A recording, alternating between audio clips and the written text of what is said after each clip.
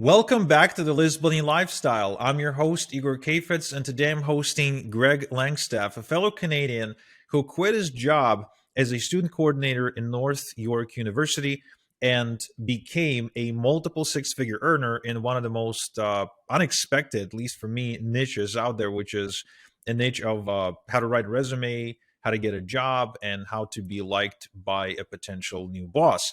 So I've invited Greg to the show because I think he's got a really interesting story and a really interesting business model that allows him to live life on his own terms. He just moved into a new place. His fiance was able to quit her job to help him out in the business. And of course, his business is growing. So he's hiring people and just showing tremendous signs of success. So, as a fellow Canadian, that gives it just this extra edge as well. So, Greg, welcome to the List Building Lifestyle Canada edition. Oh, thanks for having me, Igor. I love talking about this stuff, so I'm pretty excited. Yeah, I'm excited too because when you told me that you make multiple six figures, basically telling people how to write a resume.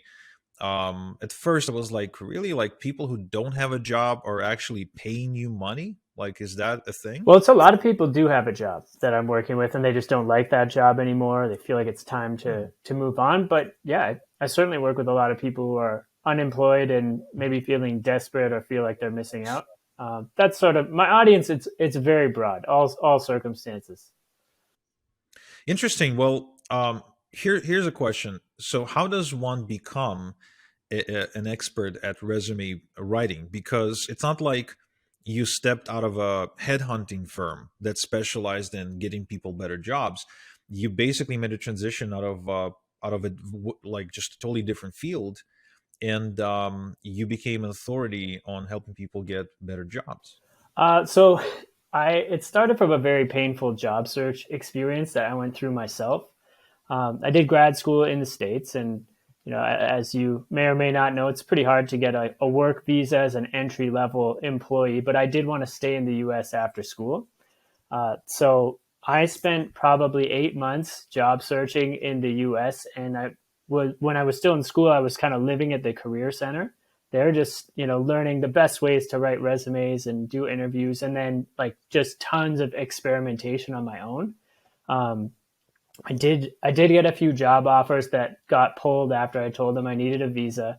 So I came home, and once I was in Canada, like I landed offers from the first three jobs I applied to, and then I just started helping friends and family with resume writing and job searching, and that was working out really well. So I decided to start like a little side hustle, and that's kind of how it kicked off. Interesting. So, so you were what job were you working? You were working the York University job, and then you said, you know what, I'm going to make some extra money doing this because everyone just seems to be picking my brain about it anyway. Yeah, it was my soon to be brother in law when I got him like a nice professional job at 21 years old, and he just said people would pay you for this, and so yeah, started a little Squarespace website and doing some Facebook ads to my, or not ads, but just organic Facebook content to my personal network, and that was how it all started. Wow, that's really interesting. What job did you get him? He is an energy analyst at like a hydro company. Wow, I did not even know there's a thing like that. Yeah, I mean, yeah, he runs a lot of numbers, and he's still there. He's pretty happy with it. So, yeah, Well, awesome. Well, I guess he'll forever be thankful to you I hope so. for that. So what point? And here's let me preface this. I have an older brother, and I've taught him how to do solo ads. And at one point, he was making more with a Billions list and solo ads than he was making at his full time job, where he was managing a bakery. So at that point, I couldn't convince him to make a transition to go full time. His wife actually was whispering in the other ear. I was like in the left ear, and Oh, his wife is in the other ear. And I guess whoever gets to have sex with him wins the argument. yeah, you're not going to win So that one very often. I don't think, yeah, I don't think I had a chance. But eventually, her advice to was the heavier one, and he decided not to quit his bakery job. And quickly after that, about 6 months later, his online business pretty much just died down, Mm. and he kind of stuck to that job and stayed there. So this is just an example that it could be difficult to make a decision to transition from a job to make your side hustle be a full-time hustle, right? um, just it's just a very difficult decision, requires lots of courage. So when was the point when you started considering to do that, and why did you commit? So this is going to come from another story of pain. I was waiting around in my job for like a promotion to come up, and eventually there was like a manager role above me opened up, and I had been waiting for this to happen for like 9 months. So I applied, as did some of my colleagues. Got to the final stage of interviews, and then it went to a colleague and friend of mine who has more experience. But I was so upset in the moment that I thought, like, I don't want to do my current job anymore, because I had really only continued doing it in hopes of getting the promotion. So the day after I found out, I got up at like 5 in the morning. Excuse me. I made like a spreadsheet to see how much money I would need. I sort of built out like a runway based on my personal savings, and I planned out I could do, if I worked 6 more months, I could afford to cover myself for a year at the current amount of income I was making in the business, which was like half my living expenses. So I finished out those 6 months, and I did not end up using any of that savings, because as soon as I dedicated myself full time to this job, everything changed.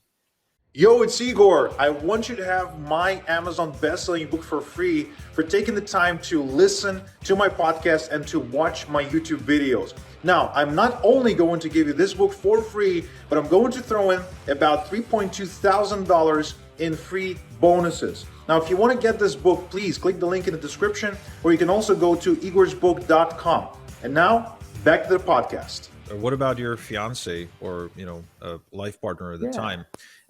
Was she supportive? Was she like, I don't know, like, She was, so oh yeah, sorry.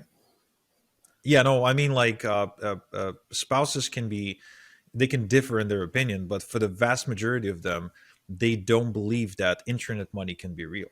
I think so firstly, I showed her the spreadsheet I made at 5 in the morning that fateful day. She never wavered in believing in me, which is a big reason why this could work. And also, like, she had a full time job.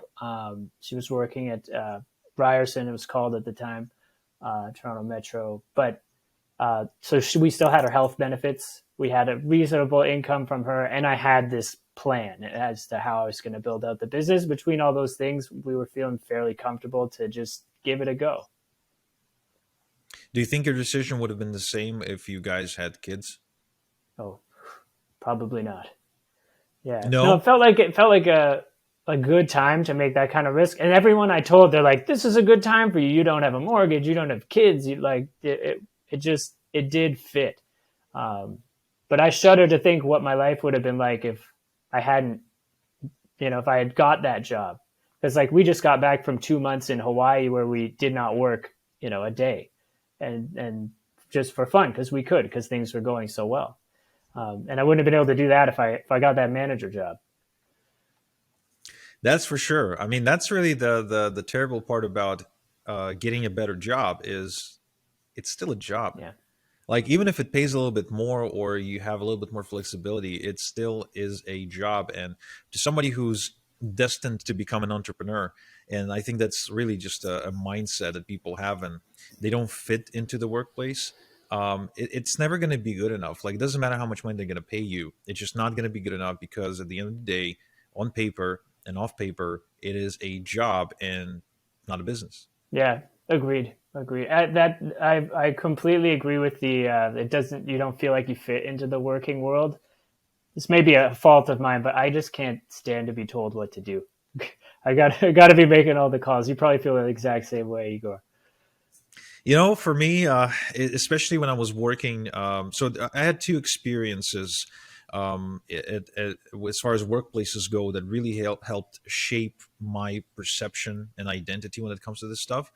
One, when I was working in a what you'd call a Starbucks, probably in the on the Western hemisphere.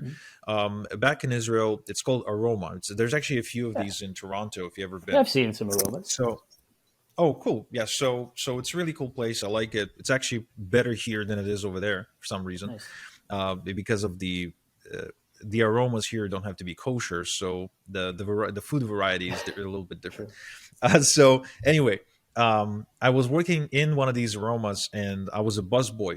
They put me on dishwashing and dish collecting duties, and I was really annoyed because myself and another guy, we were almost like kept um, at the at the washing machine, Mhm. while in my time there of about 6 to 7 weeks, I've seen 3 or 4 people come in, and first off, they didn't put them on the dishwashing thing like it was a starter position. They put them either at the cash register or in the kitchen.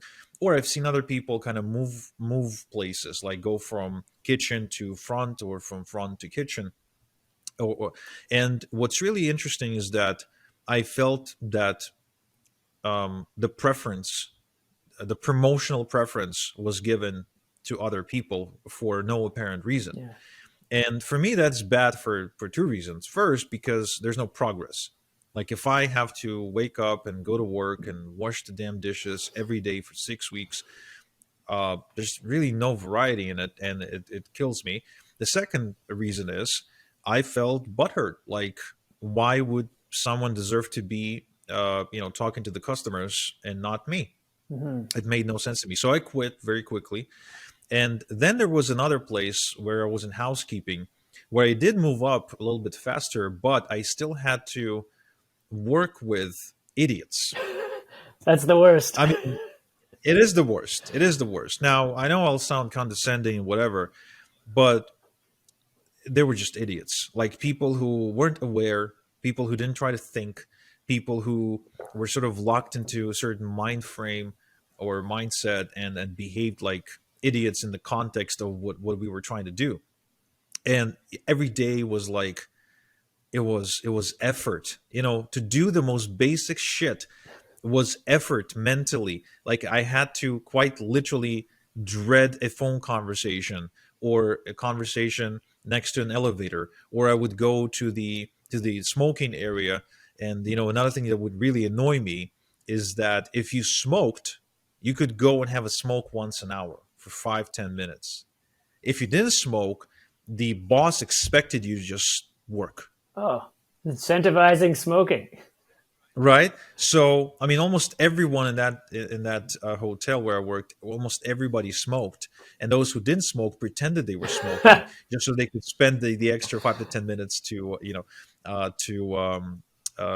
take a break.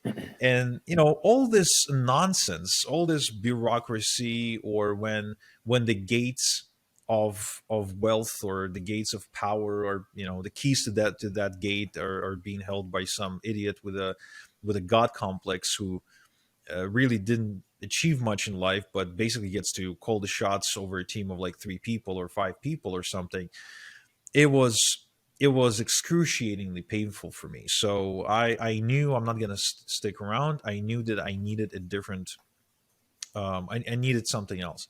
And even when I switched jobs and I actually found a job in my hometown that paid about 7 or 8 shekels an hour more, which is about $3 more per hour, and I could actually have a shorter workday but make the same money. At first, the first month, I really liked it, but then the same feeling showed up. Yeah. It's still a job. I'm still limited by the amount of hours I'm working. I'm still having to see the same people every day that I don't enjoy hanging out with. This is actually very different to when you're running your business, because even if you have clients that you don't necessarily like, there are ways for you to either fire them and refund them, or to structure your systems in a way where they can't get to you. You can even hire people that the customers can talk to, right? Again, I'm talking about like the 10% of customers are really annoying, Yeah. right? I mean, there's been so many times when, especially when I was doing like one-on-one coaching, which I don't do anymore, when I would get on the phone and I'm realizing, be like, God, this is $4,000 worth of headaches. This is not $4,000. This is really not the same. And a couple of times I actually went back and I refunded people, and I said, look, I don't think we fit together. This coaching session we just did, I take it as a complimentary one. Here's your money, and good luck. And if Yeah. you need a coach on this particular thing, then here's a name of a person you can talk to. And that's it. I would just ignore them from that point forward. Yeah, you got to have control. You got to have full control of your whole situation. I mean, I know not a lot of people are fortunate enough to have full control, but it's nice. If anyone's thinking about it, it's nice.